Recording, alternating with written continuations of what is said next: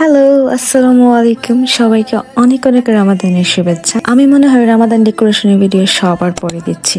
আসলে আমার সব প্রসেস করতে একটু টাইম লেগে যায়। ভিডিওটা আগেও আপলোড করেছিলাম, তবে মিউজিক ইস্যুর জন্য পেজ থেকে ডিলিট করে দিতে হয়েছে। তাই ভাবলাম এবার তোমাদের সাথে গল্প করতে করতে ডেকোরেশনটা করে ফেলি। এই রামাদান ডেকোরেশনের প্রতিটা জিনিস আমি নিজের হাতে বানিয়েছি। আর কোনো কিছু আগে প্র্যাকটিস ছাড়া বানানো যতটা না কঠিন, তার চেয়ে বেশি কঠিন সেসব আবার শুট করা বা ভিডিও করা। এ তো হবে কিনা শিওর না, উপর থেকে ভিডিও শুট করতে যে টাইম আর এনার্জিটা যায়। বিশেষ করে আমি তো টিউটোরিয়াল করলে চেষ্টা করি ভেঙে ভেঙে দেখানোর জন্য, কোনো অংশ বাদ না পড়ে বা কার বুঝতে সমস্যা না হয়। যাই হোক, রামাদান প্রিপারেশন বলতে বাসা সাজানোটাই আমার ভাগের কাজ, বাকি সব তো আমার আব্বু আম্মুই করে। আমার বাসায় একমাত্র আমি ডেকোরেশনের পাগল একটা মেয়ে। টুকটাক চেষ্টা করি সব ওকেশনেই সাজানো। আর রামাদান তো আমাদের জন্য অনেক বেশি স্পেশাল। সবাই একসাথে ইফতার করে সেহরি করে সেসব মেমোরি সুন্দর পরিবেশও হবে না, তা তো হতেই পারে না। তাই টুকটাক যা আমার ধারা সম্ভব হয় করি। যদিও আমার ফ্যামিলি মেম্বাররা পছন্দ করে না আমার এই কাজগুলা, তাও আমি সুযোগ পেলেই করি। আর এই দুদিন সবার রামাদান প্রিপারেশন এন্ড ডেকোরেশন ভিডিও দেখলাম, মাশাআল্লাহ প্রত্যেকটা ভিডিও সুন্দর ছিল। বাসায় স্পেস আর কম ফার্নিচার থাকলে মনের মতো করে ডেকোরেশন করা যায়, আর